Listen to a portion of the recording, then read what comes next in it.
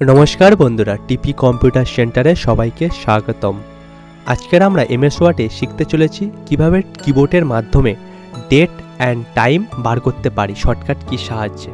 চলো প্রথমে আমরা বার করে নিই ডেটটা বার করতে আমাদের শর্টকাট কি লাগবে, শিফট প্লাস অল্ট কি প্লাস ডি।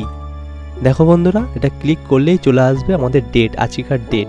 আজ এটা 5 মাস 31 তারিখ 2025 ডেট চলে এসছে। এবারে আমরা বার করব টাইমিং। চলো টাইমিংটা বার করতে শর্টকাট কি লিখতে হবে কিবোর্ডের মাধ্যমে, শিফট অল্ট কি প্লাস টি। দেখো বন্ধুরা, সময় চলে এসছে 11:07 AM চলে এসছে। দেখো তো, এরকম ইনফরমেশান ভিডিও পেতে আমাদের চ্যানেলটিকে সাবস্ক্রাইব করবে আর বেল আইকনটা ক্লিক করে আমাদের পাশে থাকবেন। নেক্সট ভিডিওতে দেখা হচ্ছে। টাটা। Okay, all friends.